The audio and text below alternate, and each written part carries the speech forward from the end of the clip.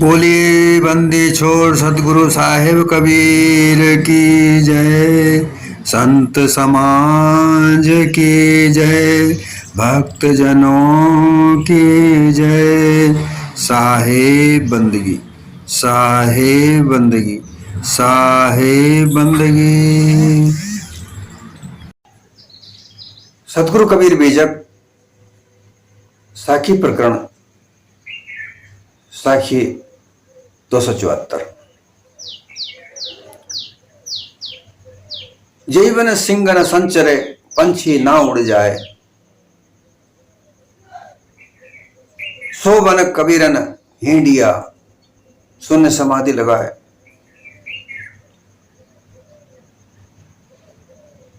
ऐसा जंगल महाघोर घनघोर बियावान,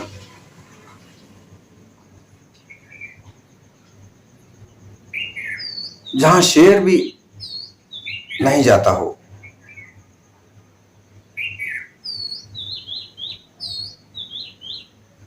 घनघोर बियावान जंगल में शेर भी ऐसा ही जगह जाता है जहां उसे कुछ शिकार करने को पशु मिले, जहां उसका पेट भरता हो। वो सिंह भी ऐसी जगह पर जाता है।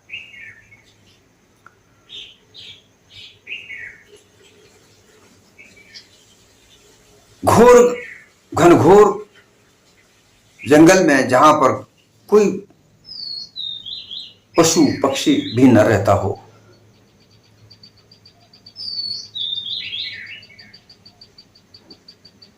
बड़े बड़े पेड़ वृक्ष हों जिनकी छाया से हमेशा अंधकार जमा हुआ रहता हो, वहां पक्षी भी उड़ के नहीं जा पाते, क्योंकि पक्षी भी ऐसी जगह जाते हैं जहां पर उनको खाना दाना मिले। साहिब कबीर यहां ये बताना चाहते हैं कि ऐसे बियाबान जंगल में जहां शेर नहीं जाता हो, कोई पक्षी वहां उड़ नहीं सकता हो, ऐसी जगह में जाकर के कबीरन, यहां कबीरन का जो शब्द साहिब ने लिया है वो कई लोगों के लिए लिया है। सतगुरु कबीर बीजक में कबीर शब्द को कबीरा, कबीर, कबीरन प्रयोग किया है, उसका अर्थ अलग अलग है। कहे कबीर सुनो भाई साधो, यहां कबीर उपदेश करते नजर आते हैं। दास कबीरा, यहां सतगुरु कबीर दास होकर प्रार्थना करते हैं। कबीरन, कबीरन जहां शब्द प्रयोग किया जाता है वहां बहुत सारे लोगों के लिए वो प्रयोग करते हैं। यहां पर जो कबीरन शब्द का प्रयोग किया गया है वो उन योगियों के लिए जो भयानक जंगलों में जाकर के तपस्या करते हैं, शून्य समाधि लगाने का प्रयास करते हैं। कोई परमात्मा है, वो उसको मिलने के लिए घोर घनघोर तपस्या करने के प्रयोग से, उद्देश्य से वो घनघोर जंगल में जाते हैं। और वहां क्या करते हैं? अपने आप को शून्य करने का प्रयास करते हैं। संसार में रहकर तो उन्हें विषय वासना नहीं छूटती,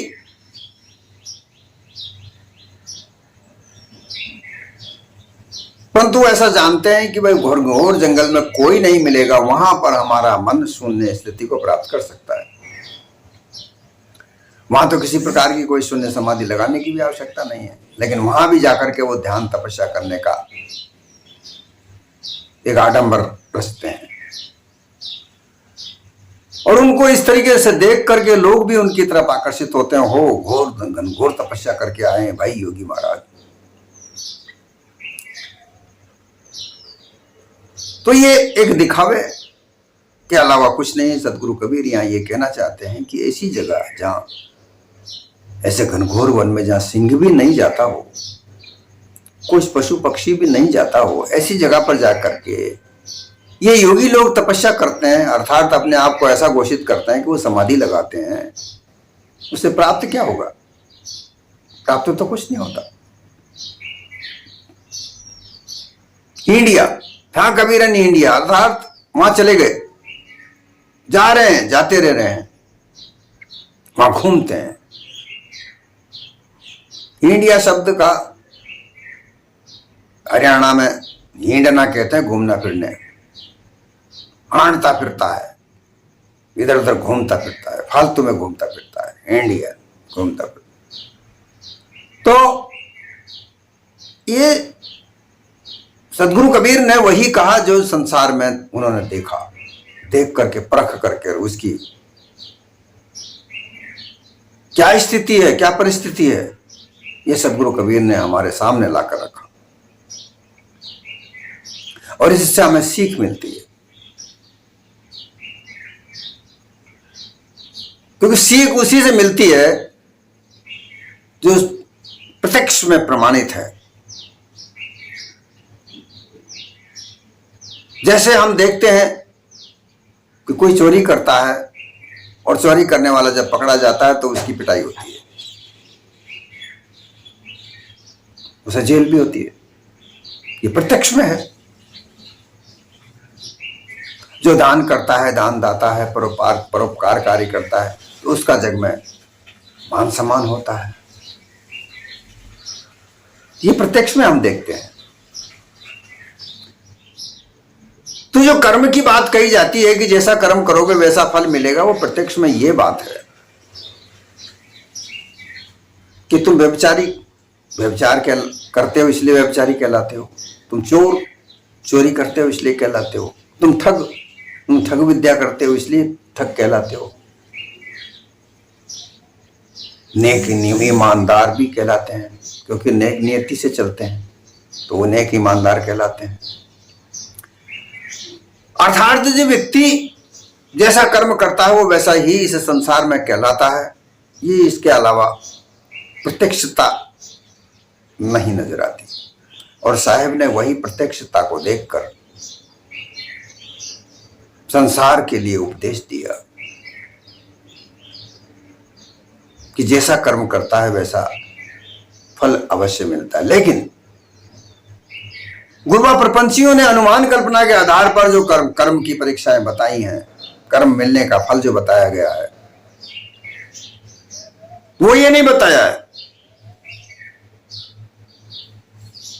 वो तो ये बताया है कि तुम्हें मरने के बाद में स्वर्ग मिलेगा, नरक मिलेगा। भाई जो भी कुछ कर्म करो, यहां पर चोरी करो तो उसका फल मरने के बाद में नरक मिलेगा तुम्हें। यहां धोखाधड़ी करोगे लेकिन उसका फल तुम्हें मरने के बाद में जमराजा देगा। ऐसा कहकर के लोगों का दिल दिमाग मन मस्तिष्क अपने से अलग, कहीं कोई ईश्वर आसमान में बैठा है, वहां स्वर्ग नरक वहां है, मरने के बाद प्राप्त होगा, ऐसी स्थिति को बना करके रख दिया। जो कर्म करोगे वो फल तो यहीं पर प्रत्यक्ष रूप में मिलेगा भाई। लेकिन गुरुवा प्रपंचियों का षड्यंत्र लोगों को यथार्थता से अलग करके अनुमान कल्पना में डालकर गुमराह करके केवल उनके मतपंथों को चलाने के लिए अलावा और कोई कार्य नहीं है। साहेब हर जगह पर चेताना चाहते हैं मानव मात्र को।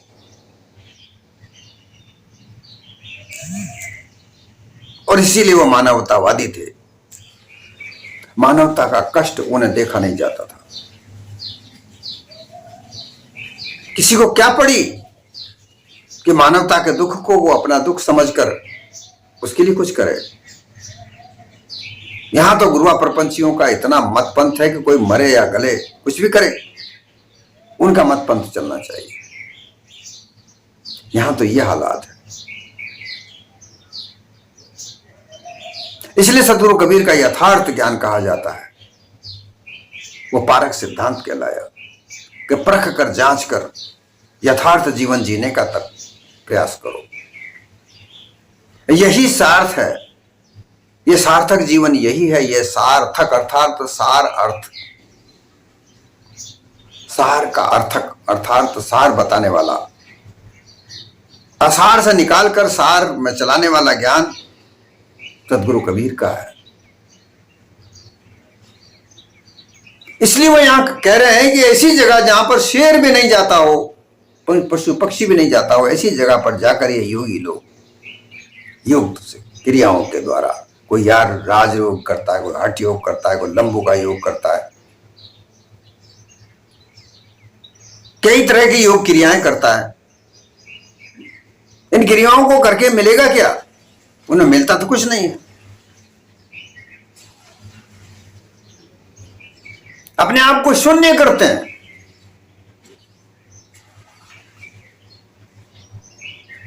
शून्य का तात्पर्य है बिल्कुल जो शून्य की स्थिति होती है वो है स्वप्न और गाफिल दशा, घनघोर गाफिल दशा। और इन वाणी के जाल रचाने वाले लोगों ने जागृत स्वपन सुसोपति तुरिया ऐसा कह करके अलग अलग तरह की मान्यताएं बना दी। लेकिन जो भी कार्य होता है वो तो सब जागृत में होता है। अपने आप को गाफिल दशा में डालकर शून्य करते हैं, जहां घोर स्वप्न अवस्था, सुषुप्त अवस्था, जिसमें जड़ता छा जाती है। और फिर उस ध्यान को, उस विचार को जो मन में आते हैं उस समय उनको आकर कहते हैं हमें ऐसा अनुभव प्राप्त हुआ। आकर के जागृति में ही तो बता रहे हो।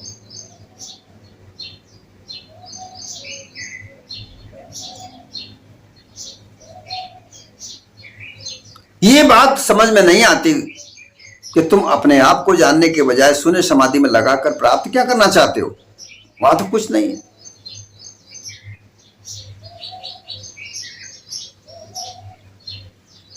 क्योंकि जिस ब्रह्म की तुम बात करते हो वो तो एक अनुमान कल्पना मात्र है, तो प्राप्त कैसे होगा? और प्राप्त करने के लिए कोई शिष्य अगर इतना पहुंच करके जांच करके अपने गुरु से प्रार्थना करता है कि मैं तो इतना प्रयास कर चुका, आपने जैसा कहा वैसा शून्य समाधि में स्थित हो गया, मुझे तो कुछ प्राप्त नहीं हुआ है क्या, तो फिर उसको कह दिया जाता है कि भाई वो मन वाणी बुद्धि से तो पहुंचा ही नहीं जा सकता।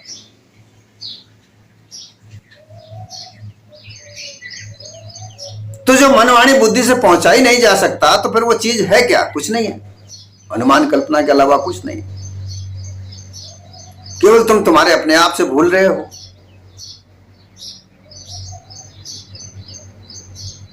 जहां यहां सिंह का तात्पर्य है, वो सिंह चेतन स्वरूप जीव है। ये एक सिंह है, 184 जीवाजीवन का राजा है मानव। क्योंकि 184 जीवाजून इस राजा के अलावा कहीं भी नहीं है। अगर ये नहीं है तो 184 जीवाजून हो नहीं सकती।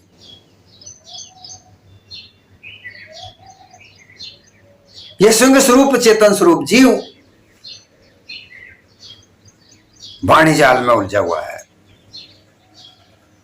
उस वाणी जाल के घनघोर अंधेरे में, घनघोर वन में जा ही नहीं सकता।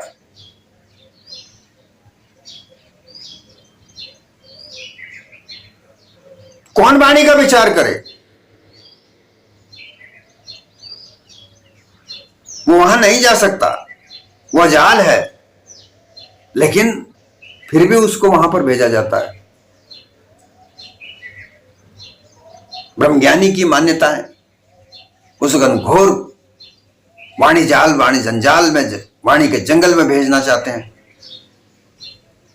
और लोग उनके चक्कर में आकर उनके उपदेश को सुनकर वहां जाते हैं और अपने आप को शून्य करने का प्रयास करते हैं। शून्य नहीं हो सकते।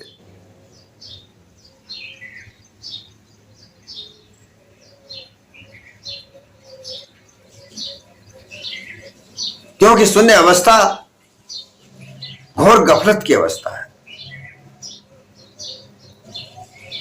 संकल्प विकल्प उठते हैं, मन रूपी पंछी वहां जा नहीं सकता, लेकिन फिर भी उसे वहां लगा रहे हैं। लगे कैसे? पंछी कभी भी उड़े बगैर नहीं रह सकता, लेकिन उसे वहां पर लगाया जा रहा है, उधर की तरफ ढकेला जाता है। तो प्राप्ति में हो तो कैसे हो? कुछ प्राप्ति नहीं हो सकती, केवल अनुमान कल्पना में उलझ उलझ कर ये जो मानव देह है, जो ये मानव देह का जो अवसर मिला, इस अवसर को केवल खो रहे हो, व्यतीत कर रहे हैं, नाश कर रहे हैं। जहां कुछ है नहीं वहां पर ढूंढ रहे हैं।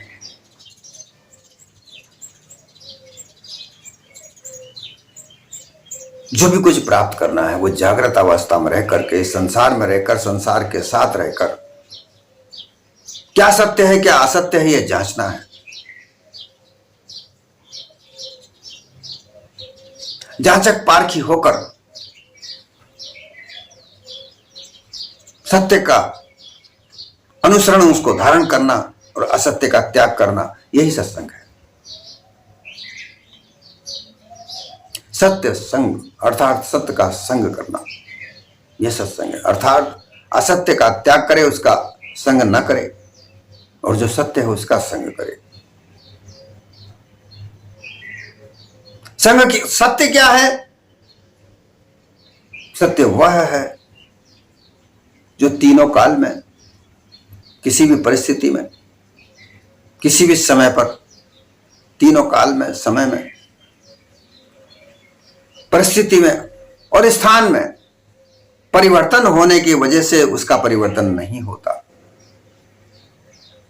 वो हर परिस्थिति में, हर समय में, हर स्थान पर एक ही होता है।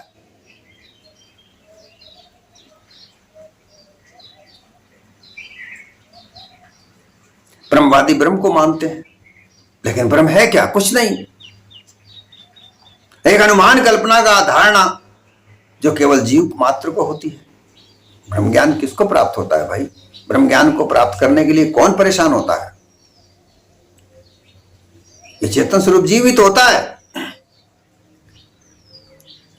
जिसे अल्पज्ञ कहते हो। यह तो अल्पज्ञ है। अल्पज्ञ का तात्पर्य है कि अल्प ज्ञान को जानने वाला।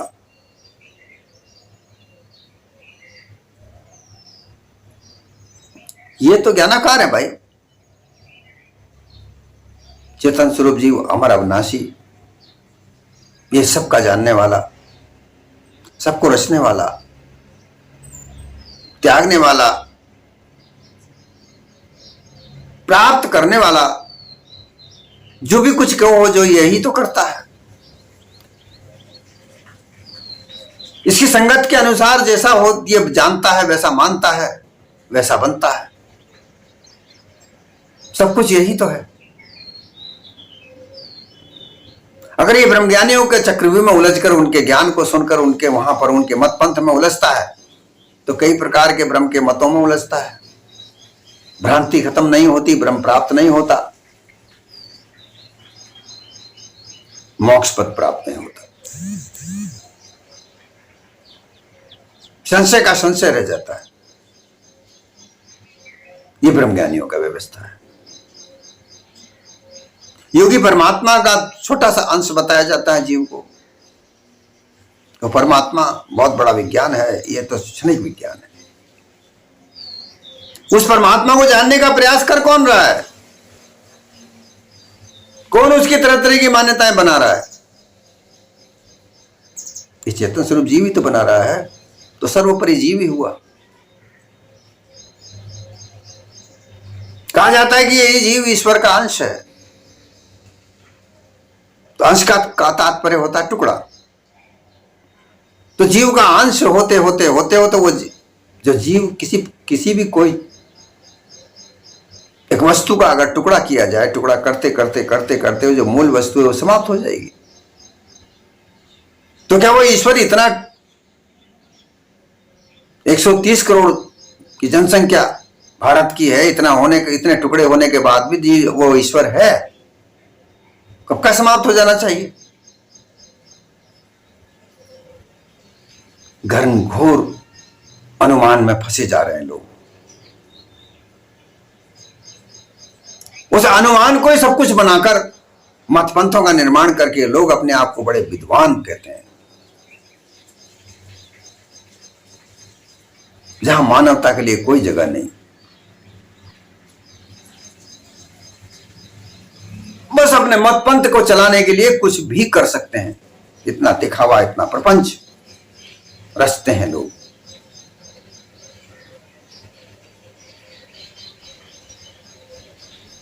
वाणी के जाल का घनघोर मन, जहां सिंह जैसा जानवर न जाता हो, यह चेतन स्वरूप जीव उसमें नहीं जाता है, फिर भी उसमें जानबूझकर उलझाया जाता है। ये मन रूपी पंछी वो वाणी जाल में नहीं जाता, लेकिन इसे फिर भी वहां पर लगाया जाता है। कारण उनका मतपंथ चले।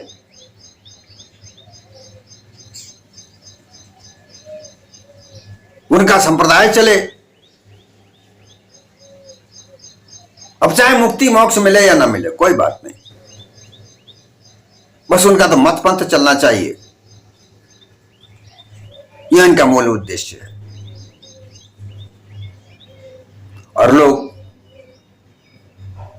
बिना मोक्ष प्राप्त किए, अशांत दशा को प्राप्त किए,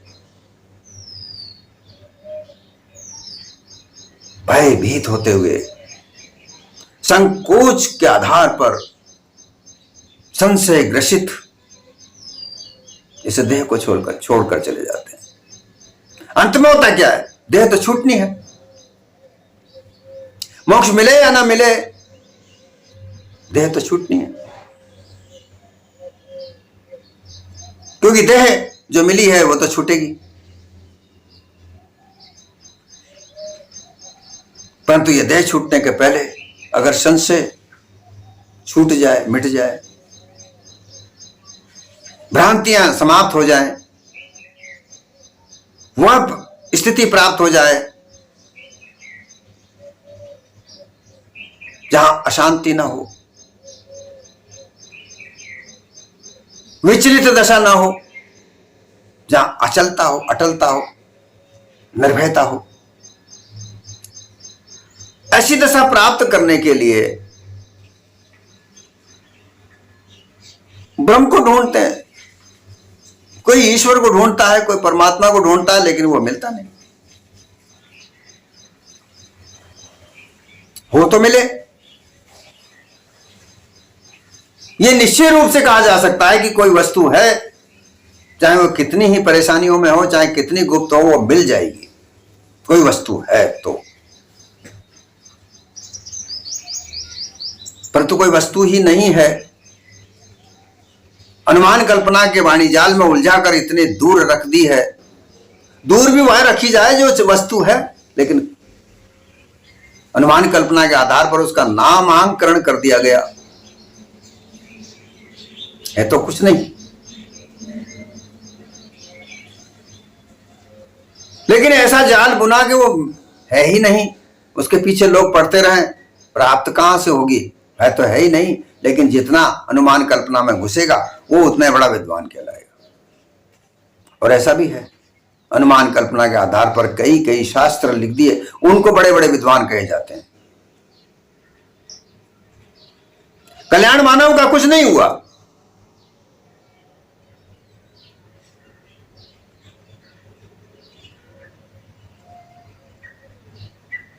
मानव का कल्याण जागृति में है।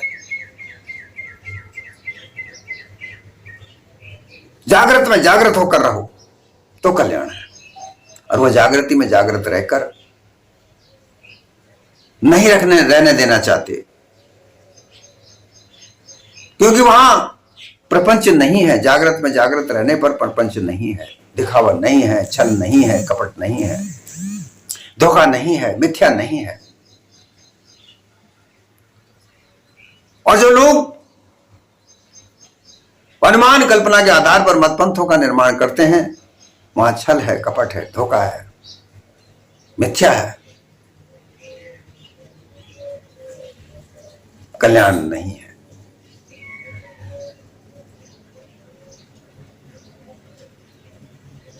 लेकिन उस परिस्थिति से बचाए कौन?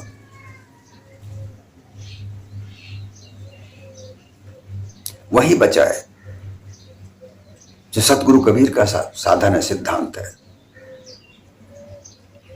सतगुरु कबीर ने वही बात कही है जो जीवन में काम आने वाली है। हर जगह जीवन में काम आने वाली बात, उसे समझे। जब तक उसे नहीं समझेंगे, जब तक उसे नहीं परखेंगे,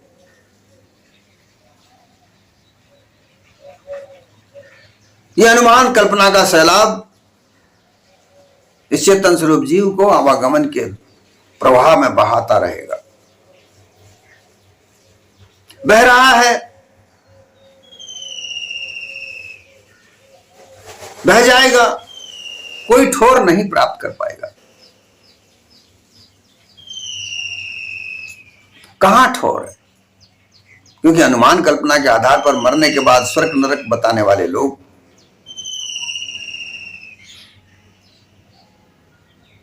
वो केवल अनुमान कल्पना की बात कर रहे हैं।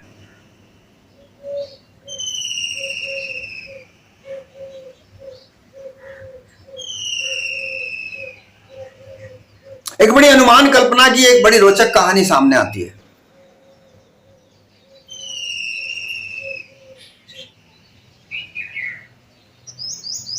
और ये अनुमान कल्पना की कहानी इतनी रोचक है कि इनसे लोग बच नहीं पा रहे हैं। घनघोर उस अनुमान के जंगल में उलझे हुए हैं, निकल ही नहीं पा रहे, क्योंकि उनको जबरदस्ती वहां ले जाकर डाला गया है।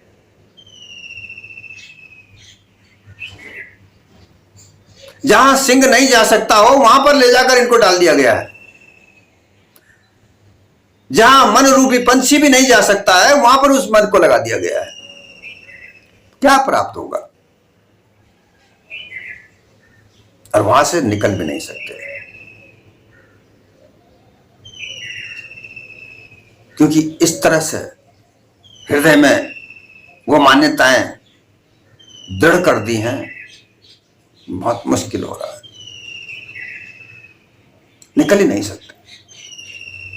अगर निकलना चाहते हैं तो तरीका तो एक ही है, उस वाणी जाल को हटाकर, छोड़कर, त्याग कर यथार्थता के जीवन को जीने के लिए तत्पर हो जाओ। यहां कोई छल कपट पाखंड नहीं है। परम शांति का अनुभव करोगे। अपने मन मस्तिष्क में जो बोझ लदा हुआ है तुम्हारे वाणियों का, उससे छुटकारा प्राप्त हो जाएगा। जब छुटकारा प्राप्त हो जाएगा तो तुम्हारा विचार बिल्कुल शुद्ध हो जाएगा। जिस तरह से किसी दबाव में आकर कोई बात नहीं कह सकता,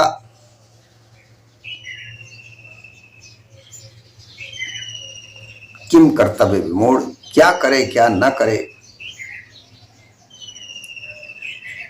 कुछ कहते बने न सुनते बने, ऐसी स्थिति में ग्रसित लोग इस अनुमान के वाणी जाल में, जंजाल में फंसे पड़े हैं। वहां से निकलने के लिए सार वाणियों को सुनना आवश्यक है,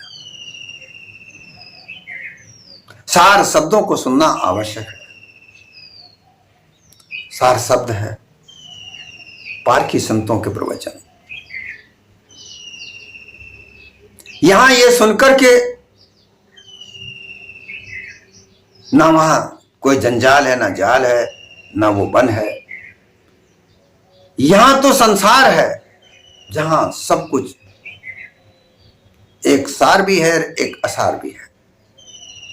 बस तुम्हें यह करना है कि सार और असार की पहचान करनी है, जांच करना है, जागृत में जागृत होकर के जीकर अपनी जानिबता से, अपने आप से। जिस प्रकार से कहावत आती है, खेती पाती बीन तीत कंधे पे चले खुजाल, जो सुख चाहो आप ना तो अपने आप संभाल। जिस तरीके से खेती अपने आप करो, किसी दूसरे के भरोसे मत करो रखो, क्योंकि किसी दूसरे के भरोसे रखोगे तो खेती आधा खाएगा आधा बताएगा। पाती अगर किसी को लिखनी है, प्रार्थना लिखनी है तो अपने आप से लिखाओ, क्योंकि दूसरे से लिखाओगे तो तुम्हारी बात जो लीक हो जाएगी। और प्रार्थना करनी है, विनती किसी से प्रार्थना करनी है तो तुम खुद करो, किसी दूसरे से नहीं करा सकते। और कंधे पर जब खुजार चलती है तो उसे अपने हाथ से ही किसी प्रकार से खुजाया जाता है। दूसरे से खुजाओगे, बताओगे यहाँ खुजार यहाँ चल रही है, वो खुजाएगा दूसरी जगह, तुम्हें सुख नहीं मिलेगा। यही स्थिति यहां पर है कि जागृत में होकर जागृत रहो और सत्य और असत्य की परख करो, जांच करो। जो सत्य है उसको धारण करो और असत्य का त्याग करो।